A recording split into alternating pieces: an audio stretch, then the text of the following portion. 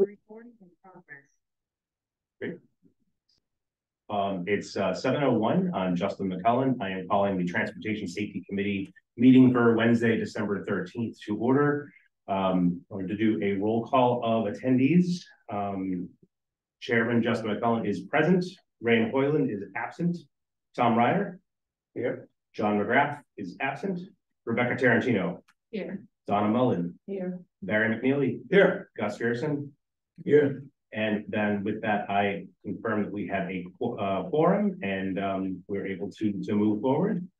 All right, so has the committee looked forward in terms of the minutes from last meeting? Were there any comments, concerns, questions with regard to the minutes? Hearing none, we will see if we can approve the minutes. Any discussion on the matter? And I will call for a vote for the approval of, do I have a motion to approve? Gus, do I have a second? Second. Second by Barry. All in favor? Aye. Aye. Any opposed? Or abstention from Rebecca? Very well. All right, then the motion carries. So can we, do you want to go through, Robert, your status report? Okay, a couple of quick, Any updates? couple of quick things. On the update front, the traffic signs for speed advisory signs on Charles River Street near Grove Street have been requested. I don't believe they're installed quite yet, but they are been requested by the Highway Division. That's the start. I have some updated results for the High Rock Street lane narrowing. The original speeds, 85% in each direction from September, before the lines were painted, was 34 miles per hour. In November, when we did the latest one, they were 85% speeds were 32 and 33 miles per hour. A little bit lower, not super lower, but it was a slight improvement. That's giving it a couple of months to kind of wash through.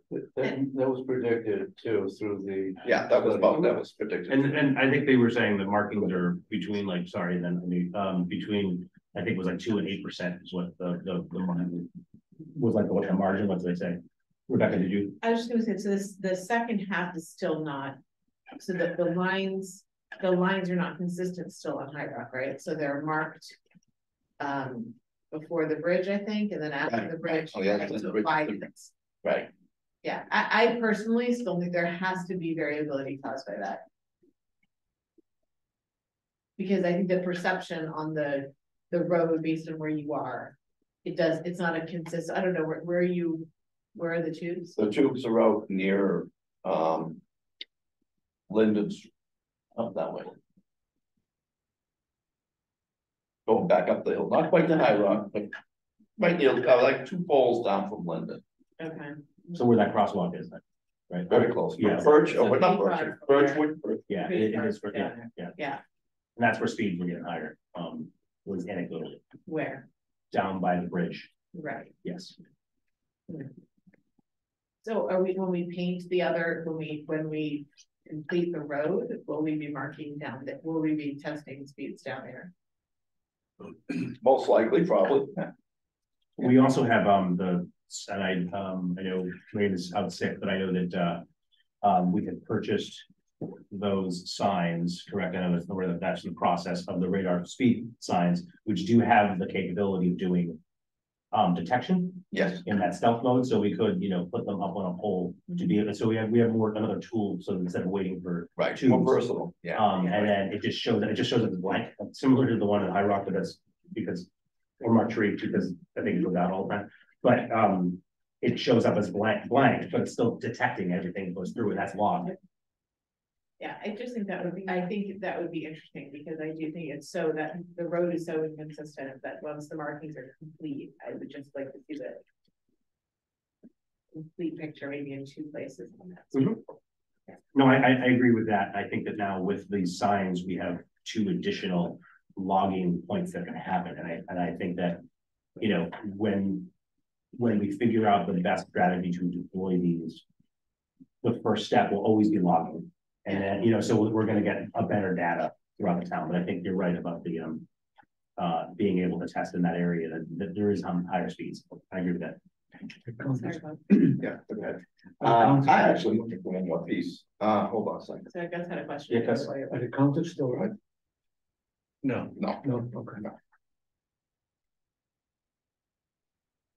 again, I don't know what it is, my little sheet. What I'm gonna say, and even if I don't have the sheet in front of me right now, for some reason I don't know. But I know I can put it in here. At the Bancroft and Washington intersection at the top of, on the other half of the Bond and Falcon. Yeah. I performed another study. I'm trying to do this off my top of my head, that's pretty good. In the morning for 1 hour, during the hours that the petitioner asked. And there was a total of 95 vehicles going through the intersection. Okay, and I think there was about 70 pedestrians in that hour, so there was quite a number, and about 20 bikes. So it was more than the other one. I think it's because it's a combined, it's closer to the school and they're coming from different directions more than from the other down low.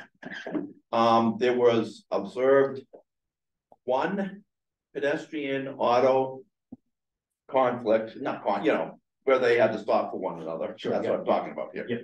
And two vehicle where they had to wait. Okay. Otherwise, it was kind of a flow. Got it. Flowing through. So that's generally what was happening up there. Okay. I mean, there was more than down below. Yep. But it's still kind of, in general, low volume, generally speaking. Okay. Most of the vehicles were coming up Washington and turning left on Bancroft up the hill. Yep. Now, did you, so you obviously did that study and we opened up to the window that the petitioner was talking about. Were you, because I don't think we have it on, was there any improvement that would have been suggested for that area? I think that was one of the tasks, was to evaluate the four-way stop warrant with the criteria of the sight line. Remember, I think I sent it to you as well. I think just after this day or two after the meeting, because the traditional four-way stop warrants, I don't think it would meet because of volume. I agree with you on that, but there are additional criteria that we can use. One of which is sight line, and one of which is conflict. I think so, but I think that was that. And you're talking at the Bond and Falcon, correct? At the bottom one. Yes. Yeah, because this discussion. Okay.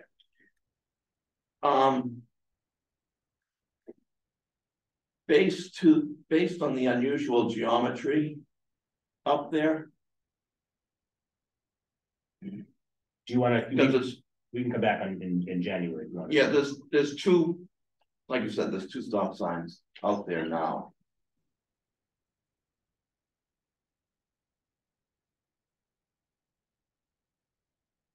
I think I'd have to look a little bit deeper on. Let's look because I know that was an action that we wanted to kind of improve that had come around. This is coming in front of this committee a couple times. Yeah, it'll be difficult to put the stop bar, where to put the stop bar. I think we need to do some improvements in that area. Okay.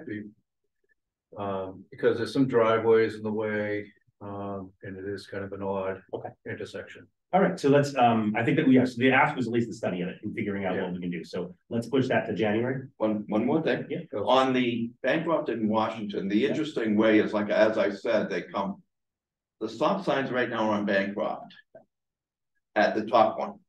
And most of the traffic is going in both directions now.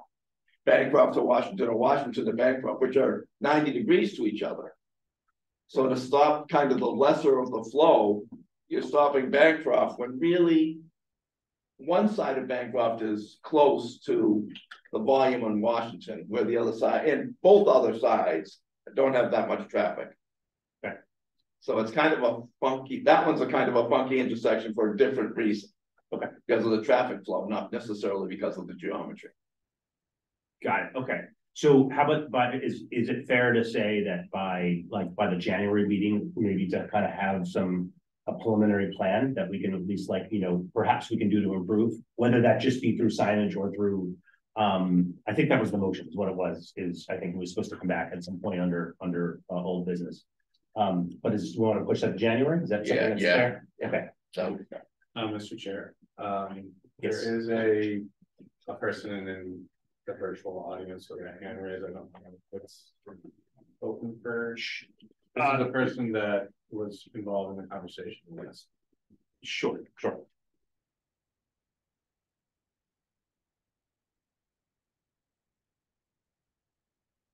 Hi, can you hear me? Can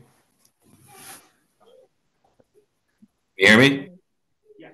Can you say your name and your address, please? Oh, sure. John Hagler, 22 Bond Street. I was in the meeting last time. I thought one of the takeaways, Justin, was that you were checking with the town attorney for the four-way stop sign at Bond and Falcon.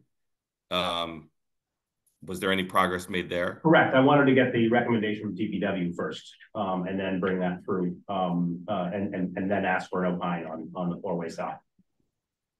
Because that was the point I was asking, was that plan back regarding the four-way stop sign been through? So the town is gonna go through another review and present back in January. Okay. All right, thank you. I'll see you January.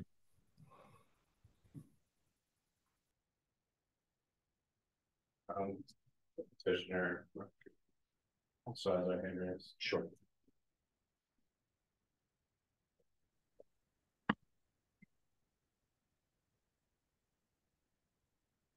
Can you hear us?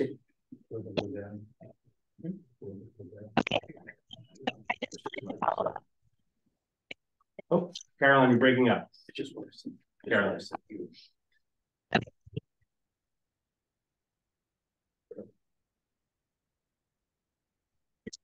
I think your mic is not coming through very clearly. Yeah, I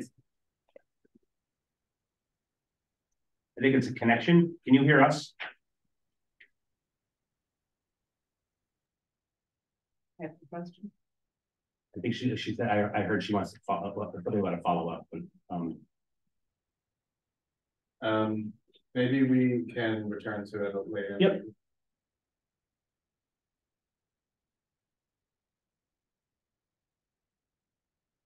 So, just to remind, this is the actual motion was to have the engineering department prepare to study and evaluate the intersection of Bond and Falcon for the purpose of a four-way stop sign and recommend short-term improvement to the TSC for the next monthly meeting.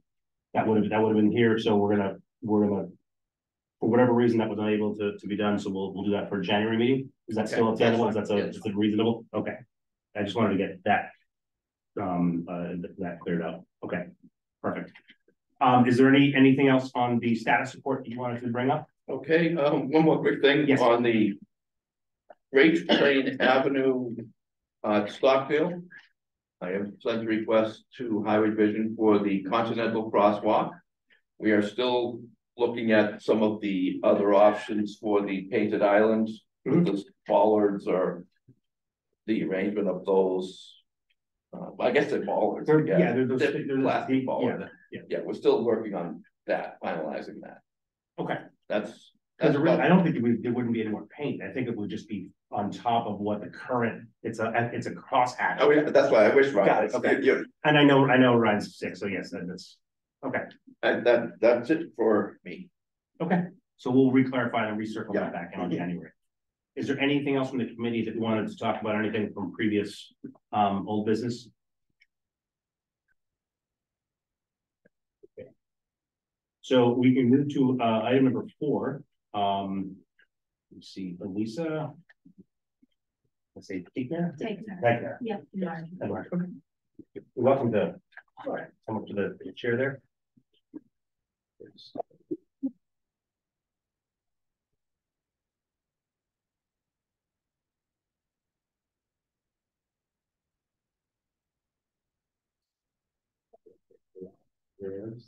Yeah. You're welcome. Thank you. I'm going to let my mother speak. I think we also provided a letter. Should we be able to share that with her? Yes, there's a good time. A letter we had written back in August Good evening, my name is Marjorie Gall. I've lived at 615 Honeywell Street for almost 40 years without any problem. However, in the last year, new construction has happened next to me. And in the process, a 6-foot fence has been built all the way to the sidewalk. There has been so many vehicles parked on the street, we cannot see the street trying to get out of our driveway. The speeding on the street is excessive, for one thing. And it just seems as though that it's a forgotten part of the street. We had a car that was parked for 2 weeks right opposite my door. And nobody paid any attention to it until we called the police and they had to remove it. So, I mean, we must know what the safety committee can do for us so that we don't have to take our lives in our hands just to exit our driveway. So just so that I can, these cars that are parking are related to the house being built, correct? Yes. Not to say that it's, I'm saying it's good that it's Correct. there, It's but compounded. It's been compounded because there's been construction going on for 13 months next to us. The second picture is sort of an example of an everyday car that's just parked there. You know, obviously that's a construction vehicle, the van, but those are workers, but they both parked. Where the blue car is parked in front of the oak tree is sort of the side of my mother's yard, and we generally try to back into the driveway so that we can go out facing forward in order to have a better view. So my mother said the white fence in the first picture that's visible wasn't there before. He put the fence in all the way to the sidewalk. In addition, he added shrubs so that there's an impediment, a sightline impediment as we're exiting the driveway. The cars then parked on the street compound the sight impediment as we're exiting the driveway, because now we have to we can't really see beyond the sidewalk, and now we can't see into the street. So we're going, you know, if we're backing up and even going forward, if there's a vehicle there, you know, and they're coming fast, it's a lot to manage, and it seems like an unnecessary burden for us to have to, as my mother said, after 40 years now not to be able to safely exit her driveway. We understand that construction has been going on, so therefore the flow of vehicles has been exhausting. But we have a 1,200 square foot house next to us. We now have a 6,000 square foot house next to us with something like 5 or 6 bedrooms. It's a 2-car garage. I have no idea how large a family could be moving in. We don't know if they'll use the street for overflow parking or what their activities may be. So in the absence of having any sense of what might happen, we want to prevent, you know, we'd like to, in advance, you know, be more preventive about this and more proactive and try to manage a situation so we don't have to worry about how we're going to safely exit our driveway for the years to come. sure. Open up to any committee members. Point of clarification, what's the town law with respect to parking near driveway? Is there any limit? Yeah. Or you can park 5 feet right now. 5 feet? Yeah. Okay. There's also no restrictions at all on this part of Honeywell Street. We were obviously, you know, Mellon's on the back side of us, and there's 2-hour parking restrictions on Mellon Street. I'm not sure, you know, why this little section why it wasn't ever included in any sort of area parking restrictions. We do get the overflow from Trader Joe's that are backing up into our street also.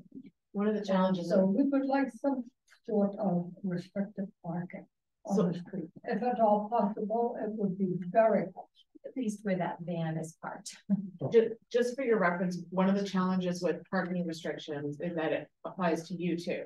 So it applies to you, and the other piece is that generally when introducing new parking restrictions, it requires signatures from the other people who live on the street. Well, there's two residences on this part of the street.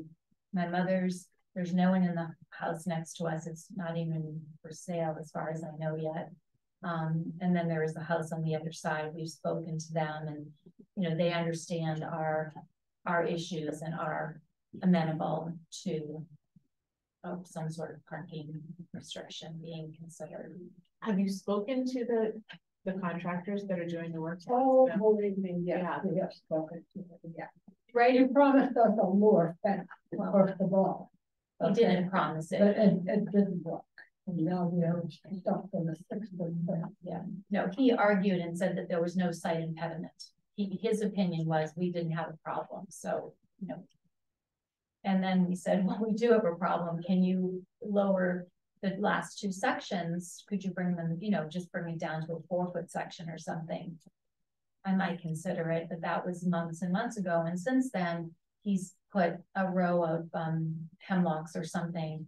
As you can see in the top picture, there's now a row of shrubs, maybe 6 or 7 shrubs that are now trees, whatever, that are now planted between the oaks. What's kind of curious is that on the other side where his house, where they're gonna have to back up, he didn't put the fence all the way to the sidewalk. I surmise maybe he, you know, I suspected, you know, I told him that we were having a problem, maybe, you know, it crossed his mind as well that the people moving into this ginormous house might also have a problem backing up. So. Have you heard back from the building commissioner?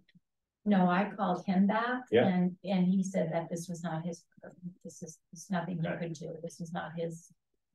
There were no fence rules that he could, you know, that were broken in this, you know, in this situation, I guess. I don't know. It's not a corner, you know, it's my mother's sight line that's impeded. Sure. Then we have the oak tree, which belongs to the town. Mm-hmm. So yeah, so that sort of sits there as well as you back up, you know, you've got the fence, the shrubs, then you've got this oak tree, and if there's cars there, it just becomes, you know, it feels dangerous. Very unsafe. Are there any options for, you know, even just no parking from either additional clearance or without a 2-hour parking ban on the whole side of the street? Mm-hmm. Even from the oak tree up, you know, that would allow for. I'm not sure if it's an option, so yeah. Right, we discussed. Can you please show on Street View, because if you. Because I'm looking here.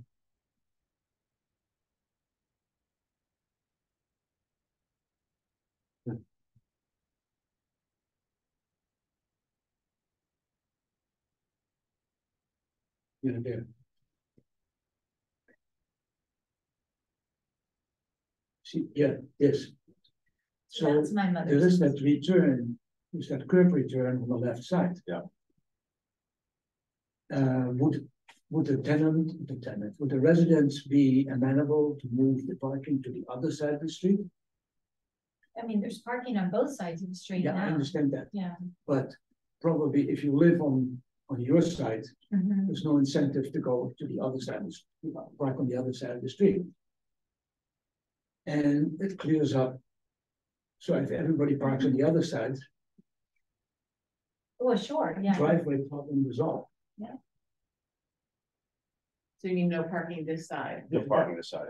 Right, the Park street, on the right, residence the side. side, but the sign, you're doing the signage that says no parking this side. Yes, Would be better. and Hmm. you have immediately, you have the advantage, they have the cars parked on the park side, because then you have a barrier between the sidewalk and the traffic and stuff like that.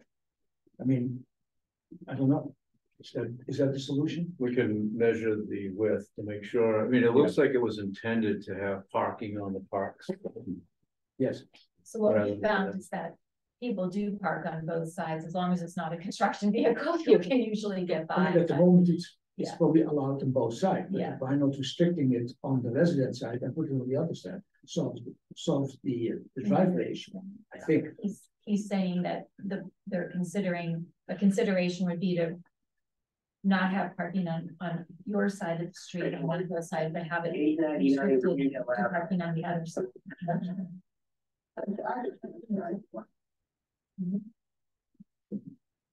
You want to explore that? We could definitely explore it. Yeah, and then I think maybe to have basically have the street that section, whatever that is, basically just measure to see, you know, what are the feasibilities of doing the no parking, and then obviously if we were to do that, we'd have to make sure that everyone on that section of road is okay with, because that's 24/7. That means we're taking up to potentially 50% of the parking off that street in perpetuity, which is. And then obviously it has to pass by the select board because it's a regulatory change. It's not just this body isn't empowered to make a bylaw change, but we can make a recommendation to the select board. Generally, they will go along with our vetted suggestion, but who knows? But essentially, because that's I don't know how much parking is on the street.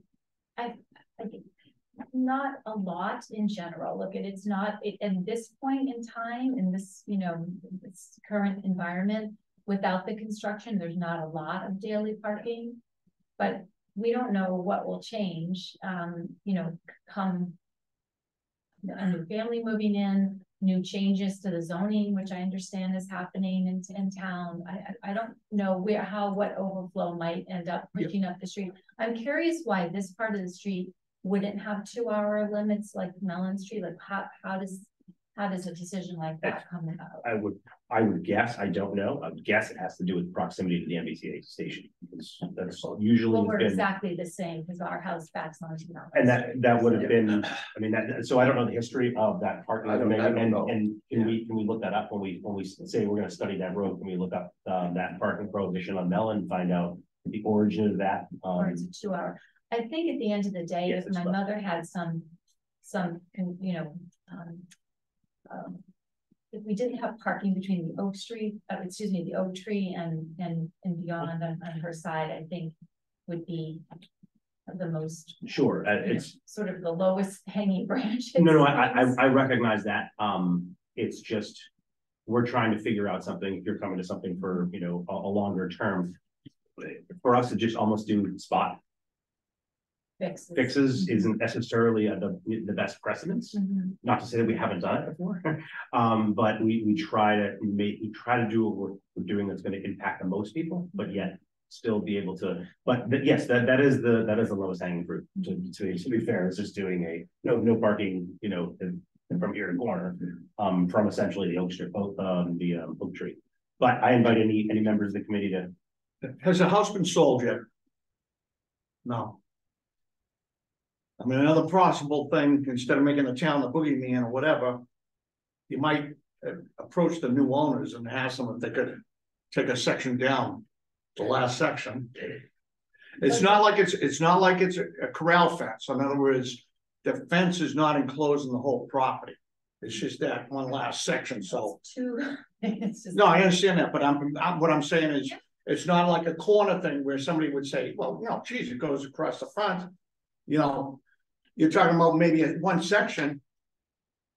In the 2-hour limit, that's kind of irrelevant because I park my car there for 10 to 12. The minute I leave, another car will go there. So much for the so-called 2-hour limit. It's irrelevant to the visibility situation you're presenting. Correct. The only thing that's going to fix the visibility situation is not having parking from the Oak Tree. But you've been there 40 years, right? But even if they take down the fence, you understand he's put up trees now. So there's a row of trees to the fence goes on an angle, and then there's a row of probably, I don't know, eight of these trees, right? Yeah. that are going to grow. So yes, and could we wait until somebody? Sure, but that's like knock on the door, and the first thing you say to your neighbor is, "By the way, there's I don't know. I'm not sure. I'm not sure.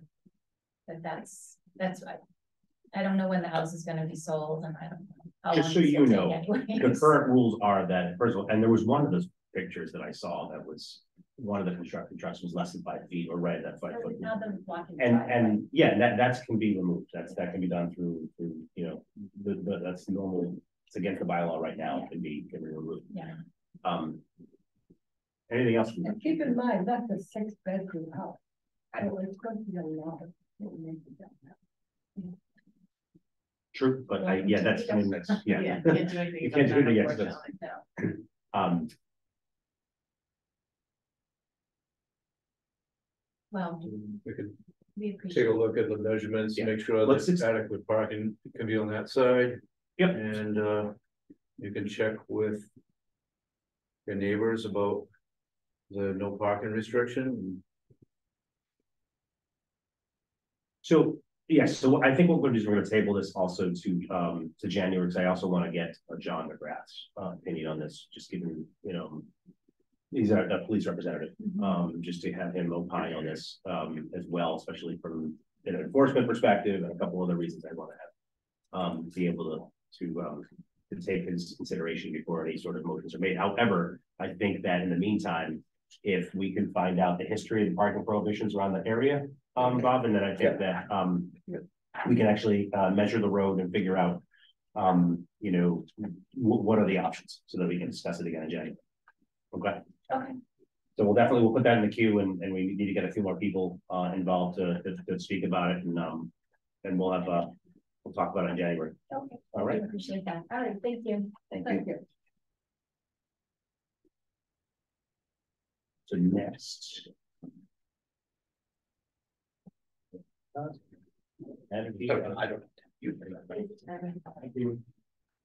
Thank you. And next we have, who said Matt was going to be here, so Evan Judd. And number 6. Speeding and crossing.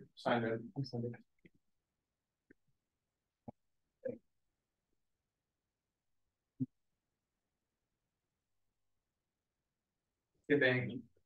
He's not here, yes. Okay. Sure. So Evan Judd, 30 Washburn Avenue. I guess I'll start by saying, we appreciate, you know, some of the traffic calming stuff that's been done so far. It's been really nice to see, and it's really great. I think, I'll start a little bit general and try to narrow in on like specific areas of concern. I think the main thing with the Hoyden, is it, you know, it seems like in terms of the, how it's weighted towards the, you know, like what it's actually designed for. It is pretty heavily people in their cars and a little bit less or a lot less for maybe the way it's often really used is people using it to get to and from town, people using it to get to school. Like I ran to school on that street. And you know, right now I guess now to go into like more specifics, I think the primary concern is there's a few things. One, it's, you know, like the speed limit, I think is 25 on there, I think, probably. Technically, the speed limit is 30. Okay. There's an advisory speed limit of 25, which is not enforceable. So yellow sign 25 Correct. and then marked 30. It's unmarked 30. Right, and so it's a thickly settled Commonwealth of Massachusetts speed limit. So that's interesting. Okay, so I didn't actually even appreciate that. So I think that like my thing was like, okay, marked 25, maybe people are going between 25 and 35. Probably a high target is probably too high speed limits for that street. I mean, if you look at it, there's a couple crossings along it. None of them are controlled, right? Like there's only a stop sign at Great Plains, there's a stop sign at Central. There's not a stop sign at any of the crossings in between. Not that I'm asking for stop signs, just making a point. And so I think, you know, there's a bunch of us that live right along the Hoyden right there when it runs into Great Plain. And, you know, we walk out, we want to walk across the street to go visit our neighbor who is probably as close as it is to my neighbor on Washburn, but people are going twice as fast in many cases. So I think the primary thing is it feels like the way it's set up right now, the way that road is designed, prioritizes just one particular use, but it is not the only use. For us, it's not even the primary use. And the other bit is, you know, if you go into more specifics, there's just weird stuff that happens where we have a bus stop right there at Glen Dune. There's no crossing there. So you're basically like shuffling kids to and from that bus stop in the morning. People are whipping by at 35 as the limit, maybe more, you know, depending on exactly how careful they are about being there on that speed, on that road. And, you know, the road is narrow, there's these tiny little berms. It's not like, you know, when you're on Great Plain, there's kind of like a big gap between the traffic and the actual individuals. Right, so like this is, I've actually gotten I'm not, you know, I haven't gotten like a tape measure and tried to measure it, but it's like the same width as Washington, probably. And so when you're standing there right in this corner with kids, I mean, it's really a difference between like you step out and all of a sudden you're in 30 to 35 mile an hour traffic. And you know, my neighbors right here on the left side, it's the same thing. Like we are feet away from our neighbors, but we have to behave so much differently walking down this little strip. You have a kid on a bike, you have a kid on a scooter. It's just so little room for error considering what the speed limit is. So anyway, the other thing I'll just, you know, point out is there's a crosswalk that ends right after the house there on the left that's shown, just past Washburn. There's no marked crossing. You mean like a sidewalk? There's a sidewalk, right? What did I say? Crosswalk. Crosswalk, sorry. There's a sidewalk. The sidewalk just ends. There's nothing marked there, it just stops. The closest crosswalk is all the way back in Great Plain. And coming from the other direction, the same thing sort of happens where there's a crossing right there after May. I can't remember which street that is. But then it continues on to allow those houses access, and then it dead ends again, and there's no crosswalk. So anyway, I'll pause there, but I think that kind of highlights some of the primary concerns. It's basically speed in general. The road feels like it's just being designed for just to get people through really quickly in their cars, but not really for the way we use it, which is to walk across the street to go visit our friends or to bike to our school with our kids or by themselves when they're in 3rd grade or 4th grade. And then importantly, just even accessing our bus stop. It's not, you know, you're basically just prioritizing entirely whether or not those people are going to stop for you to cross.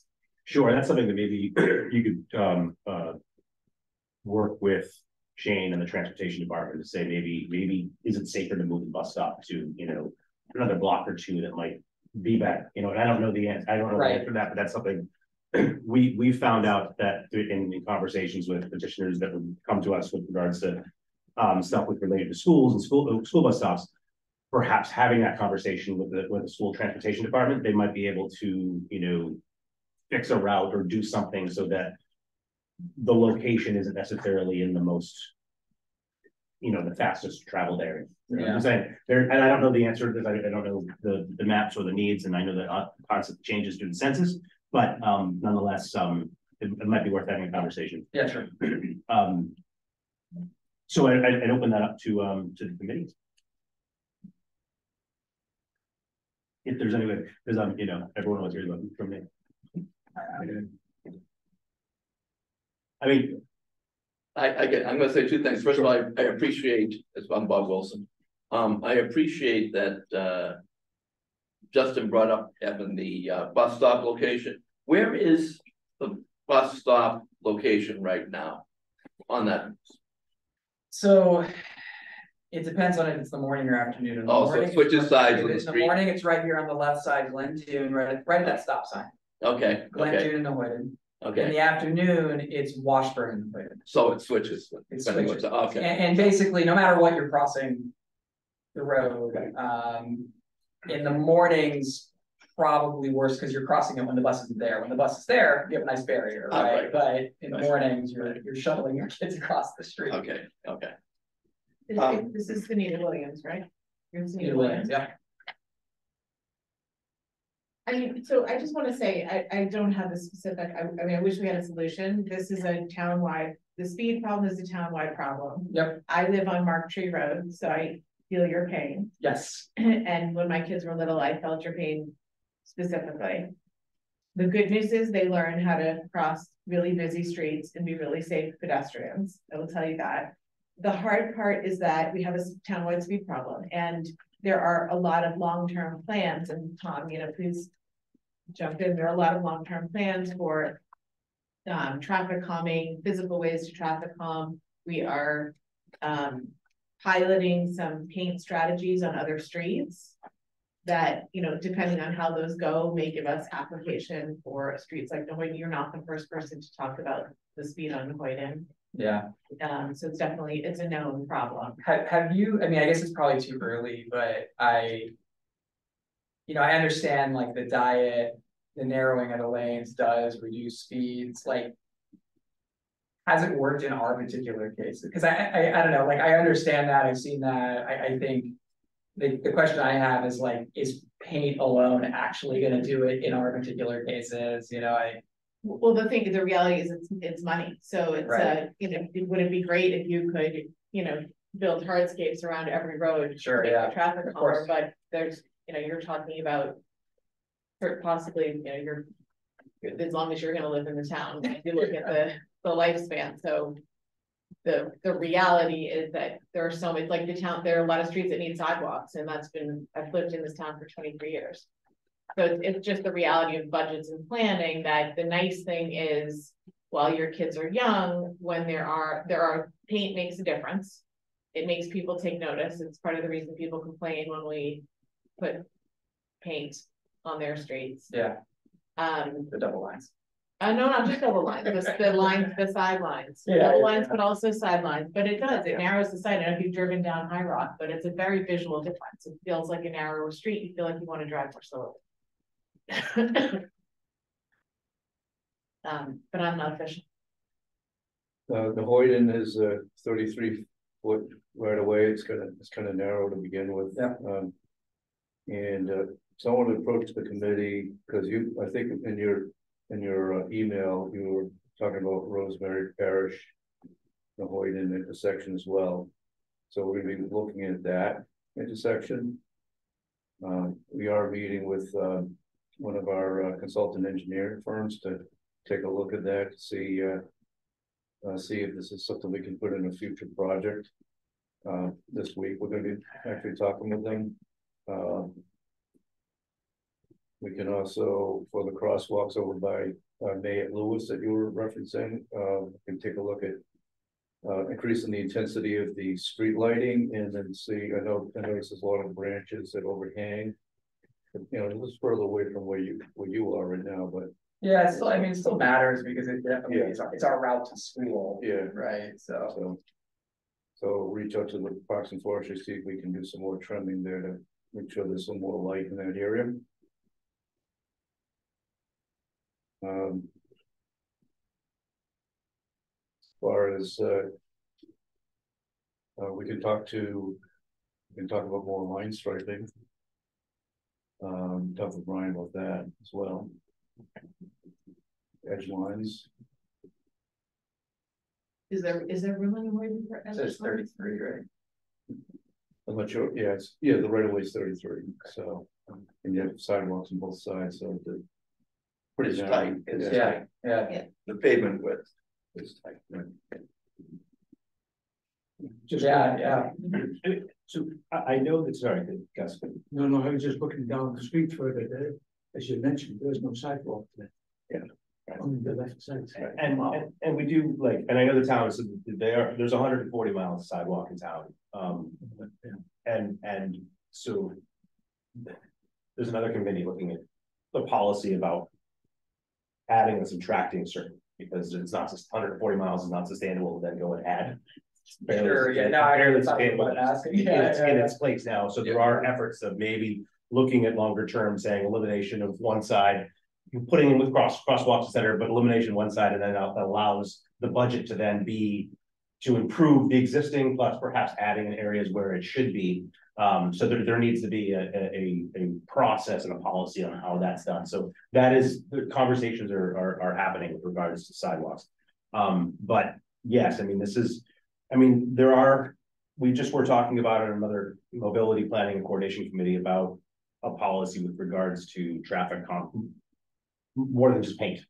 Chains, other vertical deflection, horizontal shift, some of these things that, you know, we don't want to just like, oh, no, wait, right, we're just gonna do it now. Sure, I mean, yeah. this needs to kind of be holistic and planned, and, you know, saying these are the criteria for certain streets. These conversations are happening now, and I can guarantee Nahoyden will be one of those roads, because it is a major cut through, number one. Number two, yes, the speeds are there. Someone came to the committee, I think it was 2018, or that's why those advisory signs are there, Yeah. 25. Why is it marked 30? Is that? It's well, so it's not a Mark 30. It's known as thickly settled, which is a state statutory speed limit. So it's not a regulatory speed limit, it's a statutory speed limit based on structures and how close they are together. It's a stupid algorithm that says No. I see. So 200 feet, less than 200 feet. And that's a state speed limit. And so most of Needham falls into thickly settled. There are other strategies that we have to look into. We can't just be reactive and saying, but we can reduce the thickly settled statutory speed limit to 25, like Newton has, like Dedham has, and other. But if you ask the success of those, and I've spoken to some people, cars are still going the same speed. It's just now it becomes an enforcement. Like no one enforces it, and it's hard to do, and it's there also is the ability to do it surgically, meaning certain roads we can reduce it, and there has to be certain signage, and there's processes for that. So that's a solution that I'm actually would be open to look at, and I think the committee would be, either this committee or the other one would be open to looking into that. But so I know that there are stuff down the pipeline that we would do. Right.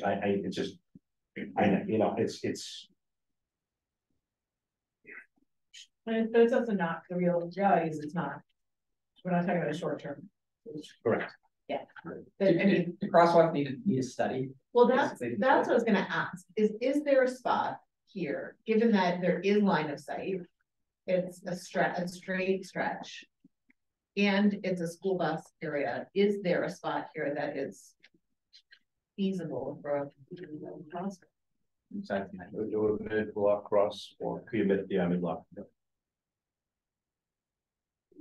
Yeah, the way the streets because you've got a cut there on the right, which is strange, but there. I mean, if there were a crosswalk and one of those little things sitting in the middle, that at least has the lane narrowing effect, right? You physically have to say there's this thing I need to not hit. Obviously, but also the physical thing. You actually did that a lot of this, but this was put down by Parrish. And even when I drive through there, it is a different feeling driving through and saying there is a thing here that I can't hit. So when I go through this crosswalk, I can't just blast through it. Are you talking about by Parish? Parish is by the cemetery. It's Parish and Rosemary. It's a complicated intersection. But there's another crosswalk there. It's not controlled. You basically just have to go straight across. But we lost our crossing guard there, so I don't know. Maybe that's part of it. But we one of those like flex post things that has the it's yellow. Yield to good pedestrian. Yeah. Like those things do work. People hit them, but they work at least a little. It seems observationally. I'm not. It depends where they are. We've had them in other places where it actually becomes a driver distraction. So it's a little bit. I think here it's probably not impossible, but there were some places where we were finding it was drivers were distracted by the things that are in the middle of the road. And it's too wide or too narrow, the road. In this particular example I'm thinking of, the road was wide, but there were also paint markings and people and cars coming in from different directions. You're not exactly sure. So I'm not, again, that's part of the experts on that, but okay. So the short answer is to that we'd have to do a study. Sure. We have to do we do internal be a third party. But nonetheless, we'd have to see if it meets certain criteria warrants to see what we could do for a mid-block crossing. I think from a visibility perspective, but we'd have to do a traffic count, see how many cars there are, obviously the volumes there. But I can throw this out, John, Justin, just for a second, just as a little bit of background. Yeah. From that 18 study, not surprising, the 85% speed is between 32 and 34 miles per hour. So they are 85. You were right on. And the volumes out there are roughly 3,000 per direction. So was the truck ban in place then or not? And that was before the truck. Before the truck. Right. I think, yeah. And the peak hourly is about a little under 400. per hour. So it's, I mean, it's a traveled road for sure, What direction? per direction. Yeah, so it's a little over 10%. Yes. Can we do the overhead? Does it have to see where the nearest? Because you're- 85% is The weird. It's at the triangle, it's the nearest crosswalk, right? The nearest crosswalk, I think, is Great, well, it might be May.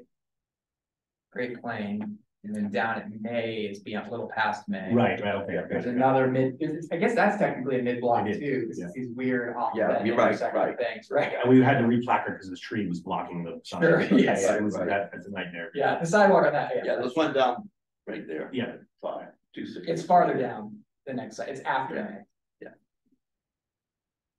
Down the hill a little bit. So you're looking, where that bus stop was at the other end, correct? Yeah, our bus stop is pretty far from here. Got it. Way down. Yes, okay, I'm just. Yeah, okay. there might be another bus stop down. there. Yeah. So there's because this the crosswalk, there's the down. crosswalk at, the. Yeah, there you go. The triangle. Right there, Yes. Right, that's it.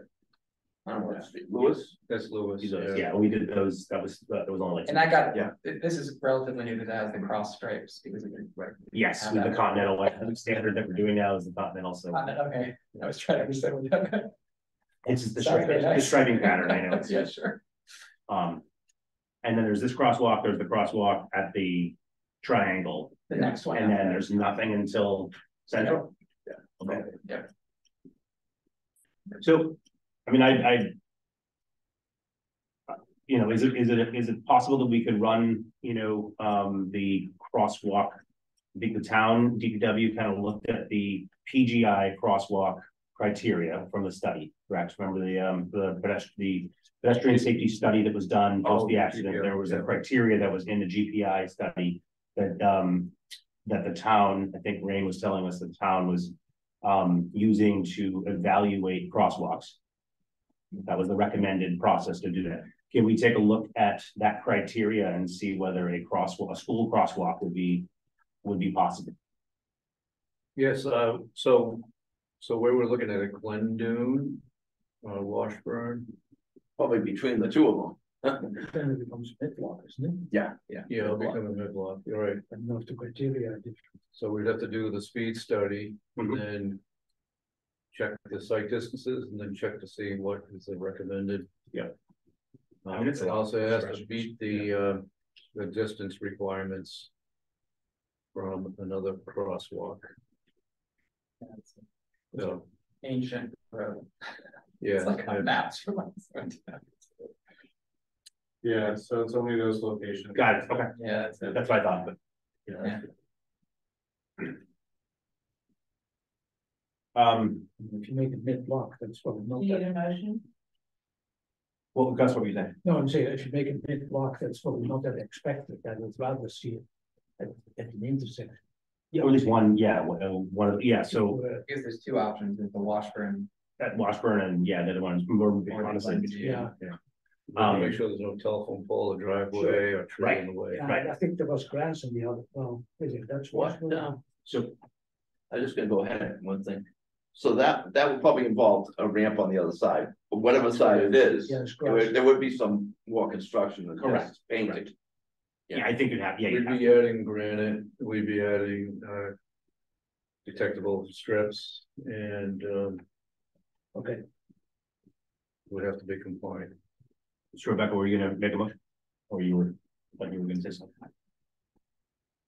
I was. So. We're really making, so I'd like to make a motion to. Study. Where is it appropriate, where there is an appropriate place for a crosswalk. Between Glendune and Washburn on.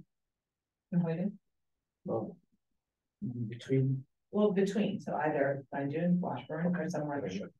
okay, Do we have a We second also for that? do like pedestrian, is there a time of the day where more pedestrians are crossing, should we? With the best time of day to See get how them? many pedestrians actually in the area? That's, I think that's. More out of it. that's right first. Yeah, so, Get a lot of people, going to the train, going to school. Walking to Yeah. Walking dogs, going to the cemetery. Yeah, I mean, you live on Montreat, you know. we have a motion to evaluate, the possibility of a crosswalk in this area, seconded by Gus. Any discussion on that? Hearing none, we come to a vote. All in favor, say aye. Aye. Any opposed? Any abstentions? All right, so we'll vote carries. We will evaluate that area, number one. Number two, you know, I think we can always, with that study that's gonna have to happen as a result of evaluation criteria, then we can also at some point use that data to suggest if there's anything else that can be done in that area from a calming perspective. Yeah. Certainly we can look into that. And I think that there are some opportunities for maybe some tweaking of some signage. Yeah. And in the future, like I said, there's a lot of things coming down the road. We could do, especially, I think this is one of the roads that we could do a surgical reduction of the statutory limit. It's an awful process, but to do that, I think it's something that has some success in other towns. Yeah. All right. Thank you. I appreciate it. Sorry this took a while. Thank you. Yeah, I understand. It's not as easy as just telling everybody to slow down. It's true. It's true. Oh, that would be nice. Yeah. As you can tell them, I tell them all the time. They don't listen. Thank you. No problem. Thank you. And then taking to the next item. I'm just coming on. If I had my email open, I heard it. Behind me to the right, I believe this is gonna be Keith Espinola. All right. All of you. Can you see?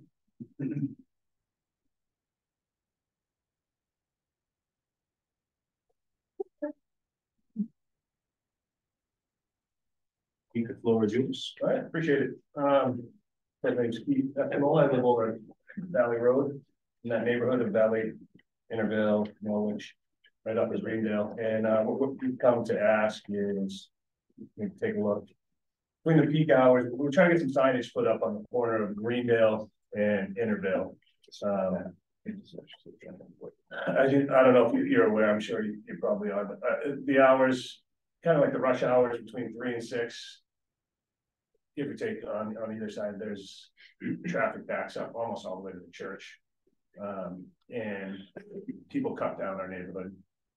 You cut right down Interville and go to Peacedale. They try to avoid that stoplight at Great Lane. And they cut down our neighborhood. You know, speed seems to be in town. And there's I have 4 kids myself, and in the neighborhood there's, I don't know, I would say every other house probably has kids, small children running around the neighborhood. There's no stop signs in the neighborhood. And there's some pretty dangerous intersections that could benefit from some stop signs down there too. But we were looking at the corner of Norwich and Interville for a stop sign, and then one at the end of Valley Road. And then a sign. I don't know. I've seen signs around town restricting access. A sign, let's say something along the lines of residents only between Monday through Friday between 3 and 6 or something along those lines. To try to divert people from coming down into the neighborhood who are cutting through. So I mean, those are not legally enforceable. Yeah, right. Yeah, you just so no police officer could actually Correct. say, you know. And then there's also there's the point about, you know, putting up a sign that we know is not necessarily can be enforceable is that that's not, but there is signage that I think is allowable and yet and I guess more ethical to put up. Just a couple of things. John Bullion, I live on Peacedale Road, that's why I'm here. A couple of other things that maybe you can take a look at is number one, asking the police department to notify ways. Because what happens is the traffic backs up, as Keith said, on Greendale, and cars, and I've seen it, they just, everybody, you know, 1 or 2 or 3 or 4 or 5 take the left and go all the way down to Peacedale and then run up Peacedale, thinking that they're going to cut the light. And they do, but the question is, it's not as easy to get out at certain times, and then that starts backing up. So, and the ways is one issue. Another issue that I see is right on. Ryan, you here? He is, but he's listening. I said, Okay. yeah, he didn't, because we have quorum, I didn't, because he's sick, I didn't want to Okay. actually force him. Is also adjusting the timing of the lights. Yes. At Great Plain and Greendale. Stealing my. He said it's on a 30-second, okay, well, I'll let you check. No, Chair. Sorry, no, that was one of, because I wanted to highlight what the DPW had done on Central and Great Plain by changing the timing. By the way, thank you very much, Tom and the engineering and highway departments. But the changing of the lights, and my understanding was, I didn't know whether that was possible with the software and hardware that was there at the lights, but apparently it is. Or you know, Yeah, with that, we had to change out some of the hardware. Got it. Replace Okay. it. Got it. Okay, so Is that most recent? Yeah, so that actually, it happened a few years ago, but there was a lightning strike or something that reset everything back. So then we had to go back out and refix it, so.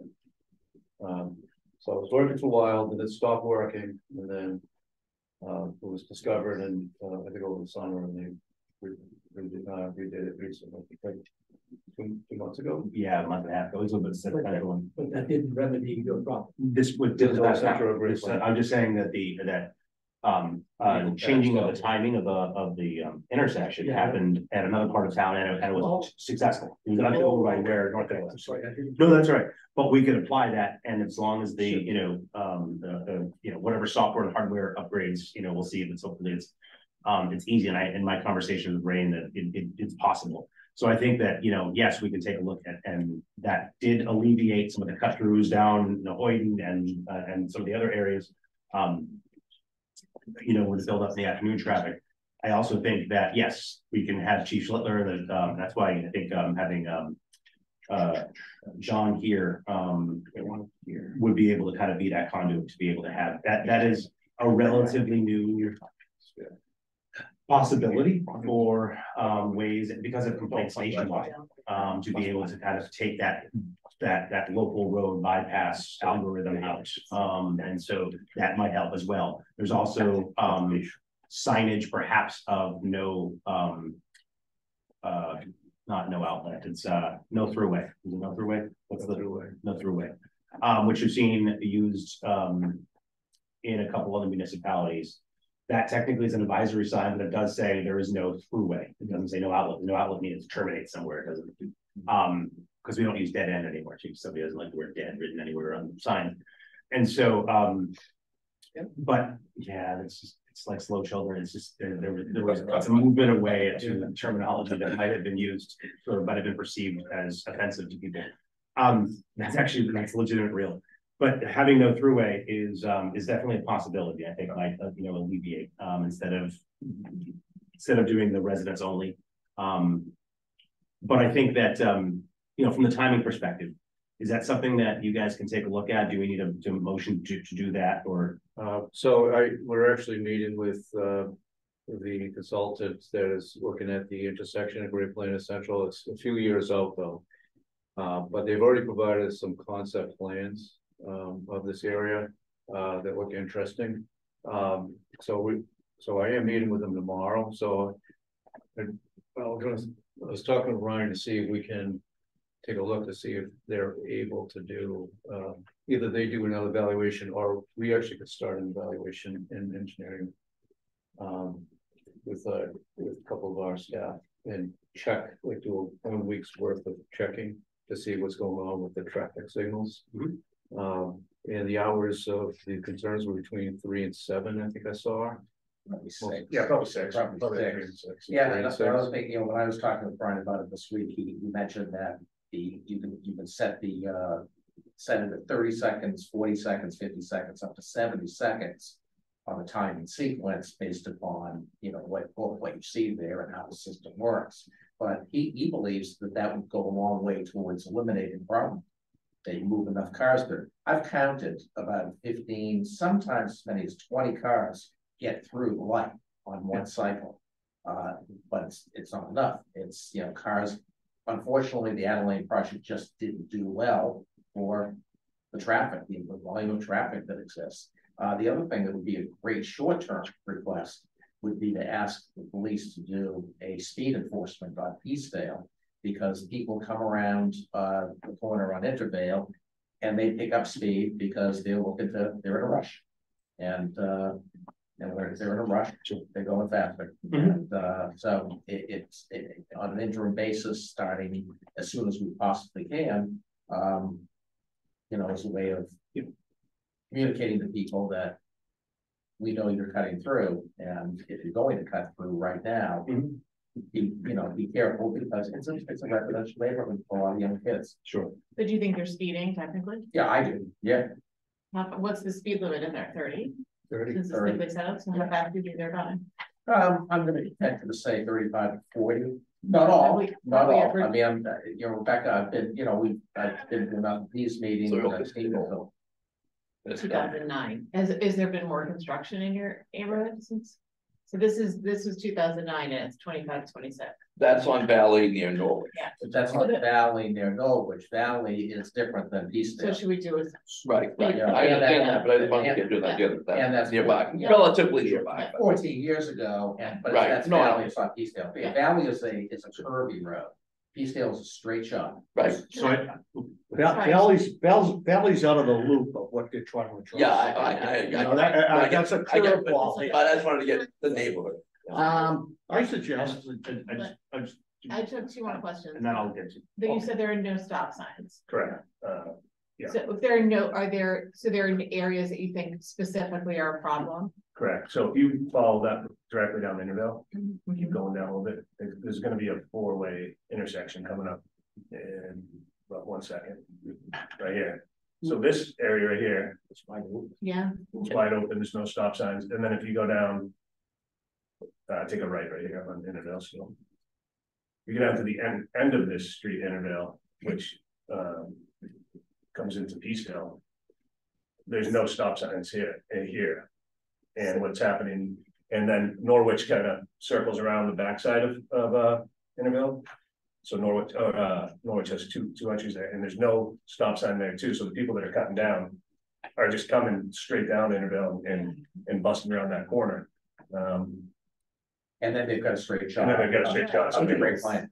Is there any, have we looked at, is there any reason there are no stop signs? Because this is sort of similar to the intersection we were talking about earlier, Bond and that whole area. Yeah. But they had a stop. They have some, right, but is there a, historically, have we looked at this? I don't think we have more historically, to tell you the truth. Yeah, because this looks, that's wide open. That makes perfect sense. It's wide open. It's wide open. This more so that highway and intersection. I think establishing right of way, right, would be, and I'm saying that carefully because a stop sign is not a speed control device. Right? It is a right of way delineation, and this intersection, I think, there's certain criteria that need to be met to be able, and one of it is we have to figure out how many cars are going in, et cetera, but I think there's too many different directions coming from this, and we could evaluate and see where stop signs, because I don't think it can be a stop sign in all 5 locations. 4.5 would, I think we need to evaluate and figure out. In the end, it might be that the stop signs are on the roads less traveled, right? Because that's also one of the things we're putting up stop signs is if it's bi-directional traffic, the stop sign should be placed on the road with lesser traffic. But anyways, I'm just getting to this. I think I'm gonna reflect back on what I said back when Bancroft and Washington discussion. I have a feeling that the heavy volume on this section here is coming down Intervale and turning right on Norwich. The other two are less, probably about half as much as that particular movement there. Intervale to Norwich, Norwich to Intervale. I'm not sure of that.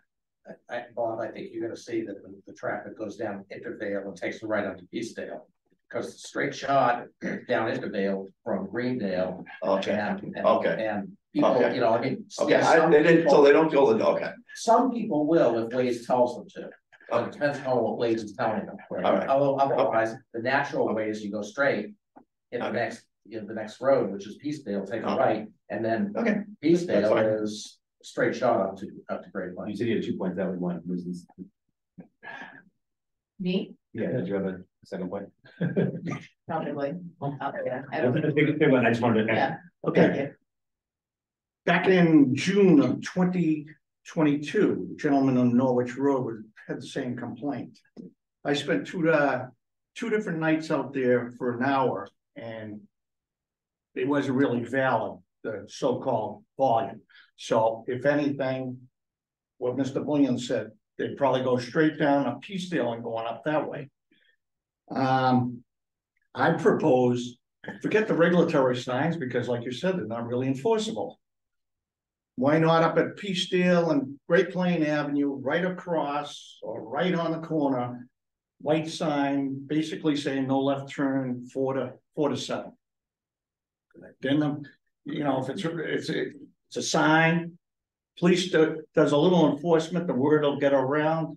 I personally think it'll clear up the problem, because I'm sure most of the people on Greendale Ave are regular commuters. So but that's everybody. What's that? That's. Yeah, but that's between- Oh, exactly, yeah, but That's it's no, it's gonna serve the problem. no one will be able to, I mean, and I think that I'm fine a problem, with that. And if that cluster of neighborhood is fine with that, I mean, that's the thing, is we need to, because that means that, you know, if you need to go out and Yeah, the the store, you residents come back themselves in, have the- you'd have to go into Peacedale and all the way down or come back in, or just risk, you know, not being pulled over. So So it's that no is a- left turn. It's from my experience, from Brookline, we have a few signs there. You don't overdo it throughout the town, but it's enforceable. The police can do it, the word will get out, and like I said, I'm not gonna throw in. I'm sure over half the volume goes there every day, regular commuters, and you know, and I'm sure half the scofflaws that do that go by that come down that way every day. And Waze would pick that up too, right? I'm sorry. Waze would pick that up also, right? So that if you're on Waze to their point about Waze directing, Waze picks up those kinds of regulatory signs too over time. Yes. Really? Yeah. Yeah. I'm not sure. All right. That's a, like you said, though, it goes for the whole neighborhood. Correct, which, you know. So Barry, what do you think now? You're saying turn left, no left turn. No left turn between, whatever, 3 PM to 7, whatever, 7 PM to Where would it be, up at the top of this hill? Yes, like, right there at St. Joe's. Greendale and Interville. No, at Great Plain Ave. At Great Plain Ave and Peacedale. On Great Plain. I think they're coming the other way though. aren't they? Yeah, why wouldn't they be coming the other way, coming from the highway? It'd be like no right turn. No, they're saying they think it's all, No. that the But traffic is going I'll to say, get Barry, on that's a really good idea. I hadn't thought of that. But I think that there'd be a problem with the neighborhood of that. I'd try other methods before we get to that. Oh, yeah, right there. Yeah, Put two- right there. Yeah. Couple of signs, a little enforcement right off the, you know, those that go that way every day, they take a chance whether there's gonna be an officer there enforcing it. But But I a lot mean- of us that live in that neighborhood, obviously, you know, that's. And then with the Right, volume, Or you going to, Yeah. St. fairness, turn around it's and back. Right. Well, right, that's right. We figure it out. You know, it's interesting. If that were ultimately the decision, probably would look to narrow the time period that would be in place. The other thing I wanted to throw out, talk with Tom and Bob about is I know that you're looking at the intersection. Actually, that intersection was being looked at before I got on the board of selectmen many years ago. So that goes back well over 20 years. One of the things just for you to keep in mind, and I know it has no bearing to what we're talking about, is that please don't square off. Well, I guess you could, don't square off the right onto Greendale from Great Plain. If you do that and that backs up, then it's going to be the reverse problem down Peacedale. And coming from an uphill point instead of from a downhill point the other way, from an uphill point, the speed will really pick up.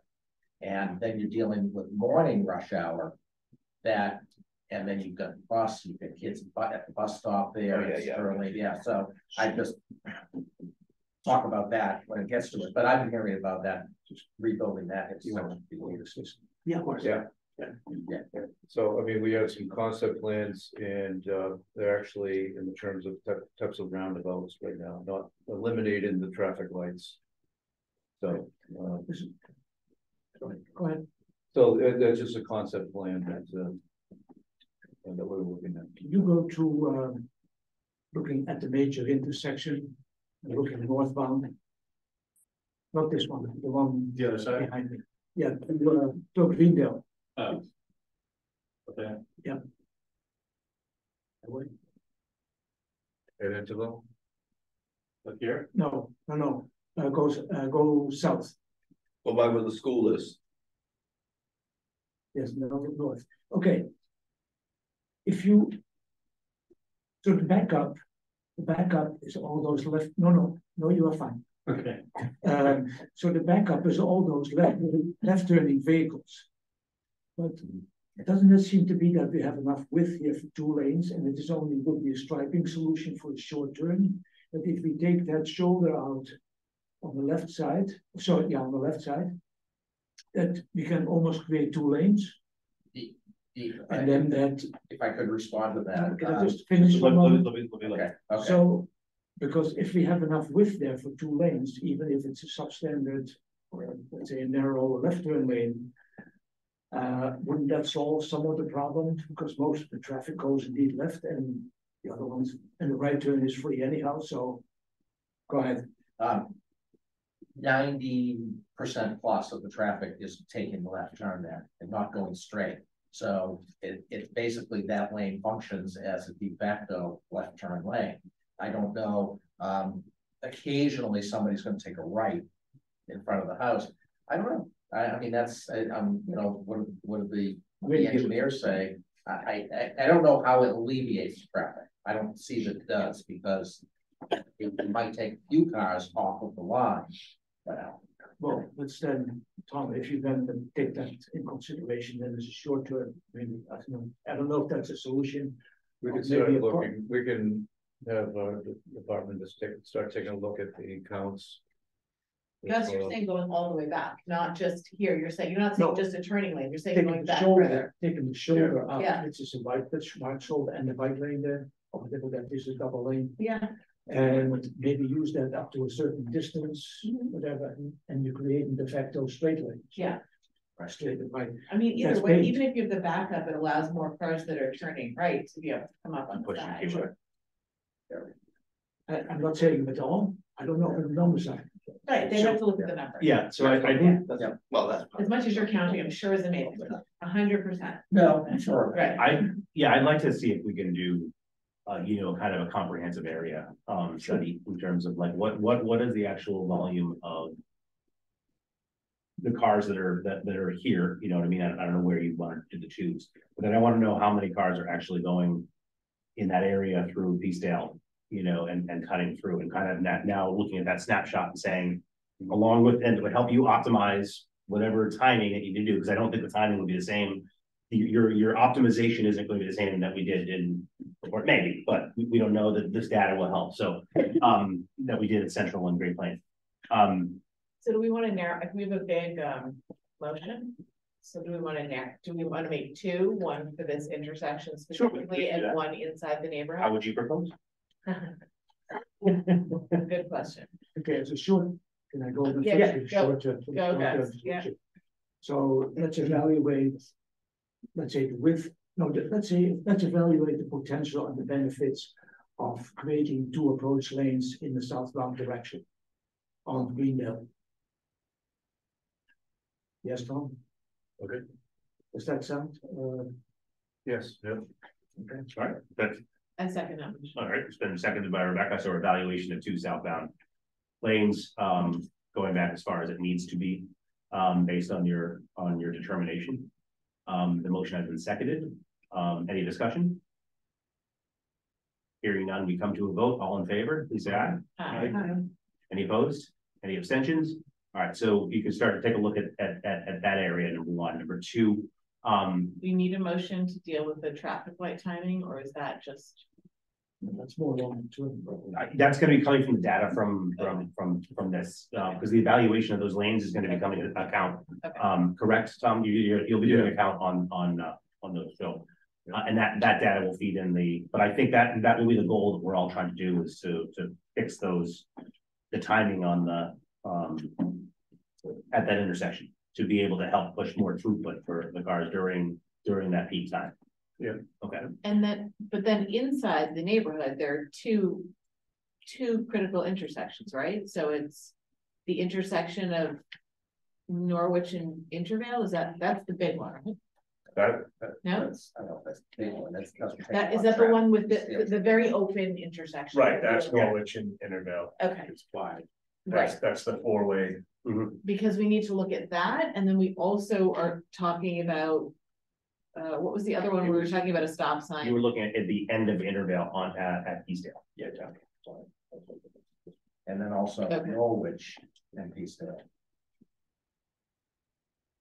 So when you're looking, when you talk about stop signs, you're talking about on what thoroughfare in your mind? On Norwich. On Norwich, so not on Peacedale. Not on Peacedale. So, but at the end of Norwich, got it. Right, and at the end of Intervale. At the end of Intervale, okay, all right. I just wanted to, we're aligned, I just wanted to make sure that was. And actually, so when we went into the neighborhood and to see where they get the temperature of what they were thinking too, we got signatures from everyone in the neighborhood, almost people that were home, and a couple of the neighbors had brought up some of the stop signs. And another concern, even it's kind of a separate issue to this, is as you're coming down Peacedale, where Peacevale meets Valley. I mean, there's a lot of construction in that neighborhood, and the residents aren't perfect either. There's no stop sign there. At the terminus of Peacedale.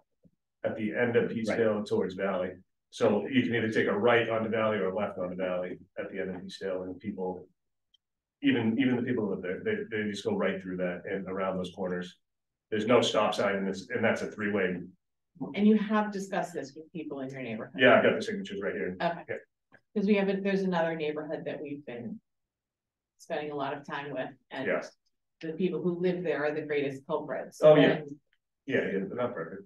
Yeah. There's, like I said, there's a lot. Our neighborhood is a lot of tear downs in our neighborhood, so there's constantly construction, and it's a mix of everyone in the neighborhood. So Bob, these stop signs, take the Norwich Intervale intersection out. That's a cluster. Just for 1 second. If there were stop signs to be evaluated at Norwich, at the end of Intervale, and at the end of Peacedale, those are standard warrant ones. Those are, just a single stop sign. Yeah. Those are easier to evaluate, is that correct? Probably, yes. Yes.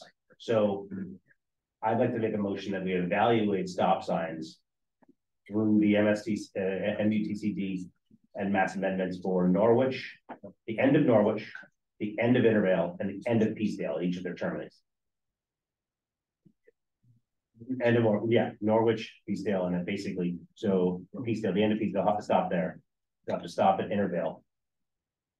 The end of Peacedale at Valley. That's why I'm going to ask that. Oh no, this is free flow. Okay. Valley can free flow all the way. It stops here, right here. But I will second that motion. Can I just? We can have it. Well, yeah, but now we're going to open for discussion. Okay. Ask for the petitioner. If the reverse also in a concern, in other words, going coming from the east and by trying to bypass the signal and then going through your neighborhood. So you're coming up Great Plain from the highway, is what you're saying? Yeah, that's what I'm the answer to that is no. It's never been a problem in the 30 years we've been there, and the reason is the soft right where it intersects with Great Plain. Even though it's a free right, even though there is a right on red, people are supposed to stop. Okay, so it's not an issue. My counts are in question. However, could be half the cars don't stop. It's a slow roll because very little traffic comes from Lion Street, which is along from the other side of Greendale. They don't have anything to gain by taking that right and cutting through the neighborhood. Exactly. For that direction. But you also have to remember, stop signs are more for the right of way issues, not speed. Some people think, throw the stop sign up, they gotta stop, but. What it does, Barry, is our belief is that, a stop sign that's legitimately there for them to see will stop them. and it will cost them time. And that time might be enough of a dissuader for them to go that route, even though it's the issue is Peacedale. I remember a number of years ago after the Eversource line was done and the road was paved. And I remember, boy, if we didn't pave that and left it in the condition that it was, it would have been wonderful to slow down traffic because it was lumpy and bumpy, but it's always the way it is. Remember Bond's Corner? So let me just, so we have a motion where I'm opening the discussion on the motion only right now. Thank you, The answer is, there's no problem coming from that direction currently, where it's operating. Could I, and also if it's possible to insert in that motion a 24-hour count on Peacedale on the southerly part, because that gives me an idea how much the volume increases during the rush hour. Oh yeah, Peacedale, yeah. Okay, thank you. Okay. So in addition to the 3 stop, I'm repeating this too for the person who's doing the minutes of the tape, which by the way, fantastic job. So we have the 3 stop signs evaluation for at the end of Norwich, at the end of Intervale, the end of Peacedale, and a 24-hour count at Peacedale Road. Well, let's see. John, where do you live? 86. 70, yeah, so somewhere around there. So that's 75, somewhere around the 75 block.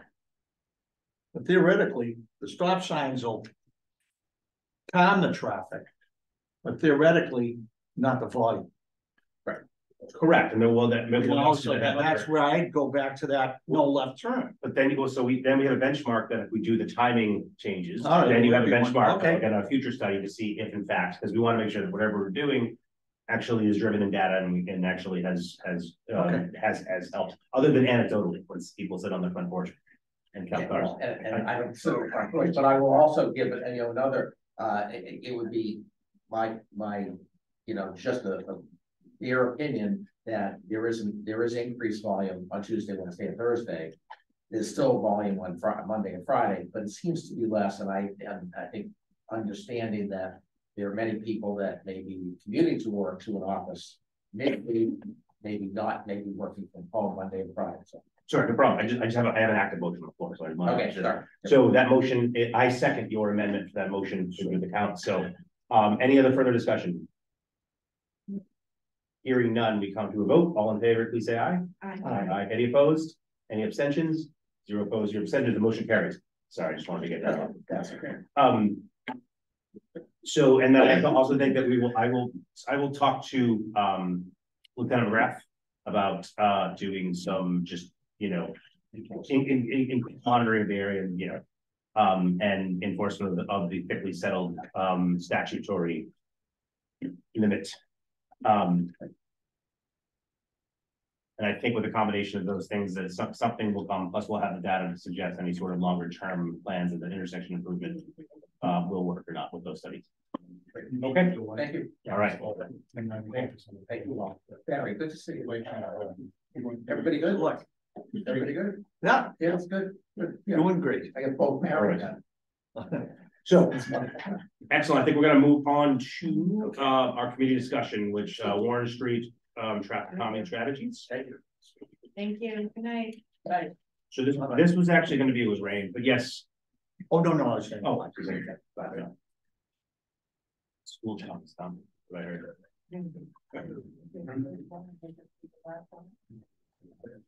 He did reveal that. So this is a further conversation with, yes. Oh, did you question? I did, yes. I think what we're doing is we're putting this, I did get, was your letter in the, okay, yes. So why don't. I know that Tom and Ryan talked, you guys talked about this earlier today. Yeah, we talked about all the agenda items today. So this specific, I evaluate a plan, take a look at a plan, and I think of some photos, part of the agenda package. So maybe understand like what the approach is for this. Yeah, the Warren Street. This is Warren Street, I'm Yeah. sorry. Yes. So I think, so we did get your letter. There has been a lot of discussion with regards to this, because we were looking at, on another committee, looking at setting policy for evaluate for piloting of, more traffic calming measures. And actually, what criteria they're gonna be used, et cetera, et cetera. What we don't want to do is, I think I just said it earlier, I don't know if you were here, we just don't want to start doing chicanes here and doing other vertical, vertical measures in other areas. We want to kind of do a holistic approach. But it does make sense that if there already is, and I think I was talking to you, if there's already enough neighborhood buy-in that there's, when we do decide that we're going to pilot something, that, this is probably a good street to start a pilot on. Okay. Do you, Tom, can you bring us a little bit up to date on your conversation with Rain today with regards to this specific? I think it was just the approach of like, all right, take a look at it, and it would still require the double yellow center lines as well. And just, I think we're more impressed that you were able to approach all your neighbors and get them on board with something. So just wanted to see what your thoughts were on the chicane. Yeah, it was a fair amount of sled work going around. But there's about 40 houses in that stretch between Junction and School. I didn't go up the hill where I think a lot of the initial complaints are coming from the line stretching. But received signatures from 32 of the households, still over 80%. So I think pretty significant buy-in there from the abutting neighbors in that stretch. And initially I was thinking about trying to pitch the chicanes along with a raised intersection at the Kimball and Warren Street there. I pulled back on the raised intersection because it's a little polarizing. After speaking to some neighbors, there were noise pollution. There's also concerns with snow plows and emergency vehicles. So focused our attention on the chicanes as the solution with the lowest kind of negative impacts. There's no noise pollution. Emergency vehicles can clear around them. You lose a few parking spaces, but there's plenty of parking on the street, so not really an issue there. The street is about 22 feet wide, so there's enough room to put them in. And it's enough of a stretch that I think it makes sense after looking at some other areas. I actually talked to a town planner over in Cambridge who had put these on Bull Street, right off of Memorial Drive there, on about half the length of 3 to Warren Street, but they put 2 sets of them in. And he said it was very impactful, saw good reductions. We did studies before and after, as you do. So yeah, I thought it made sense to pilot this traffic calming measure on Warren Street. And I reached out to Tyler ahead of time. Didn't want to go down all this kind of legwork and then just hear back that, oh, it costs too much money or, whatever else. And you mentioned that you spoke to the town engineer and there were a few options laid out. One of those was the raised table at the intersection. Another was, I want to say the dynamic speeding signs that sometimes you see around town. And then chicanes was on that list. So I'm cautiously optimistic that we can keep moving forward with this initiative and do some good here. So I'm familiar with the street that you're talking about in Cambridge. Yep. One thing to note is that there is a double yellow on that street. Tom, do you want to talk about sort of why, in your view, there needs to be a combination? Yeah, it would still need a combination just to make sure that people are following the street pattern. Staying on their side of the road. Yeah, rather than cutting right across. So is that a regulation? Or just a recommendation? I don't know if it's in the regulation, but I think we need to follow whatever our guidance is directing us to do for the double yellow lines. So if you put an obstruction, it would have to be, in this case, we're looking at Wall Street right now. It's a sharp change in pattern. Usually we go at least 100 feet when we change in direction, so that the drivers are accommodating the turn movements. Sure. So if you don't have the double yellow line, you're they're either gonna go right into the curb or go right into the other lane. So they need to follow the pattern. Are they signing off on this with thinking that they're not gonna have double yellow line? The understanding is that the double yellow lines are still pretty polarizing in the neighborhood. Okay. I can't imagine that he would be in favor of them after the discussion held a couple months back. Right. But I've seen examples of different towns that have these in place without double yellow lines. I've seen signage in front of them. There's different ways about it without putting that on the road and having that effect. Do you have examples without the double yellow line? Yeah, I mean, I can share my screen. Like, they're not hard to find. I mean, I just have a question generally, just where, so I think I'm missing a piece. So where did this come from? So you went back and just did your research and came up with different traffic calming measures that you. So what happened was, Brian wanted to, like he was describing, he wanted to know what was on the table versus off the table. Okay. I gave chicanes as part of a larger list of types of interventions. So for the most part, like vertical deflection, like speed bumps, we haven't historically gone for that. Without, if we're not going for a speed table, if we're not going for speed bumps, if the lane narrowing is controversial, then horizontal deflection is kind of one of the only remaining, other than signage and enforcement, is one of the only remaining like options. So I included that on the list. I tried to make it clear that anything involving changing the curb line is a construction project that would require design, but basically I gave a wide range of types of things. Yeah. And the chicanes you're talking about are do not require construction? No, they do. Oh, they do. Okay. Yeah, they do, but there could be short-term, bollards you put up with line striping around them with signage, and then you study run analysis on how that impacts speeds, and then hopefully. Do you have specific locations on the road that people are agreeable to this? So I have some ideas. That was a common question that came up, but I was assuming DPW would do their own engineering and have recommendations, but there are some clear spots. I think it makes a lot of sense, at least 2 or 3. But it sounds like, what you're saying is that's not an option without striping. If you're changing direction with less than 100 feet, right, you need to.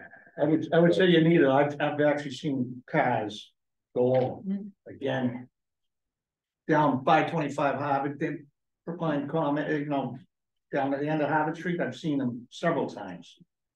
Like you said, that's another guidance. Yeah, you definitely have to put a pole or two with the diagonal striping, but it's, as Tom would say, that's another guidance to show the person that it's changing. You would know the area, right? We would, living in Needham, but you get somebody coming down, it's just another aid for them to. Yeah, it's a wide circumvent not circumvent, but go down the road, Sure. So is the 100-foot of visibility issue? I'm looking at the same thing. It's just a standard just for having when the drivers are on our road, they are adjusting to the transition of the curve. Sure. So even if it's a foot, we require 100 foot. This is our guidance, 100 foot, over the length, 100-foot length. So this was like, this is from the federal highway. Okay. Just go, so it's not very much wider. They're driving 30 miles per hour, they're not gonna go, straight right through. Sure. Is that Well, the other question I have is the issues around road narrowing. I think I'm issues around road narrowing using double yellow lines. I understand what the concerns were there, but there are other strategies for road narrowing. So for that to be eliminated from the discussion. What other strategies? The road narrowing? We've talked about others in terms of whether it's using paint, but because we're talking about doing construction, I've seen other, bump outs on the side. We talked about doing a bump out over by, even by the train, a junction. Yeah. Yeah, I mean, I was we're gonna here do bump back in February, asking for a bump out at the Kimball intersection as creating a choke point that do that whole thing. I'm still not opposed to that, but just trying to find a solution that will slow cars down, and paint on the road, in my opinion, is not going to do it. There's studies that show you really need infrastructure changes, whether those are vertical or horizontal, to make a difference. So based on the feedback I received, vertical is kind of out of the picture, and most residents are in favor of these horizontal bump ins. So I'd like to find a way we can get there. There's plenty of road if there's a visibility concern or they have to be a certain length. There's a lot of road there. That's kind of that's the reason it's an issue. It's just a big straightaway to go down that hill, cut through, there's no stop signs. So we don't have examples of chicanes without the W. So this picture shows an example of how that could be done. It's essentially adding more curvature would reduce, a less sudden curve would may reduce that. But if you're talking about a more significant curvature, then usually it's accompanied by these sorts of columns with yeah, I mean that road, looking at it, looks like it's at least 30 feet wide. So can you go to that the first one you lit two up over there? Is that a two-way road? That's the thing. I don't. There's a sign on the left side. Right, that's facing us or facing. That's facing. Okay. And scroll down a little bit. There's one below here.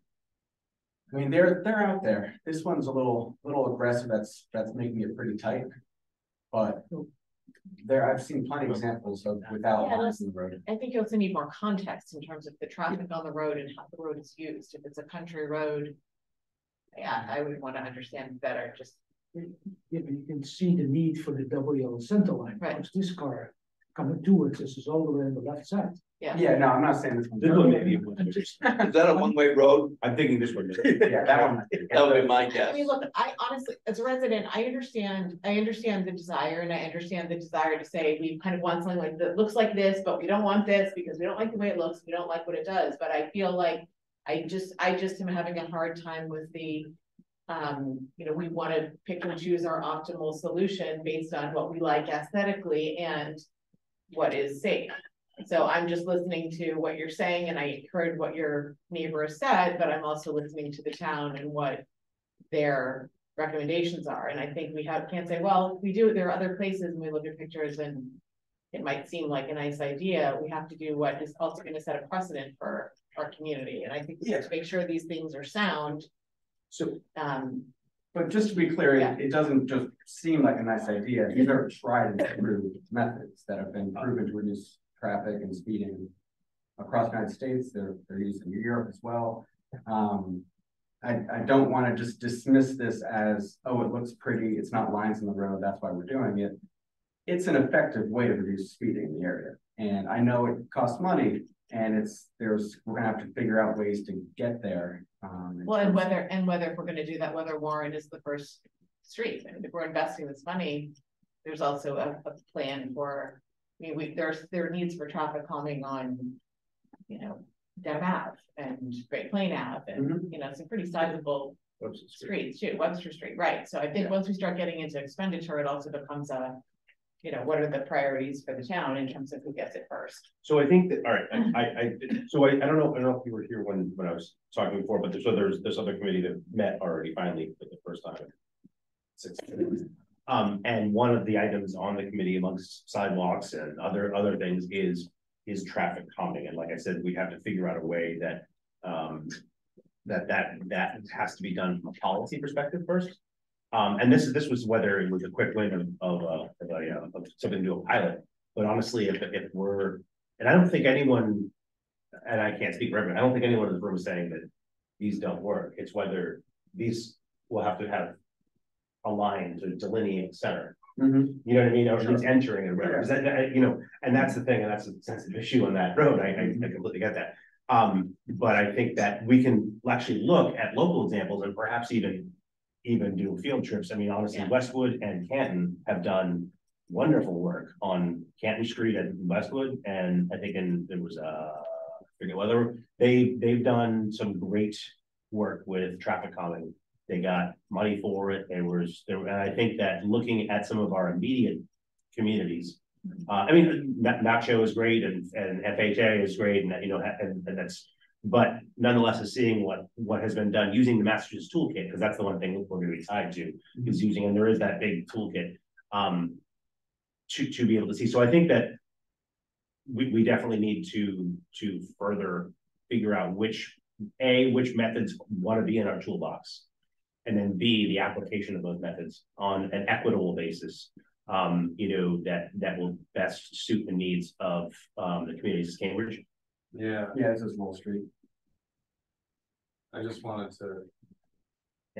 I drive myself to Concord every day, and there's they have a lot of traffic calming, even on the main road that goes directly from Route 2 into the center of town. Yep.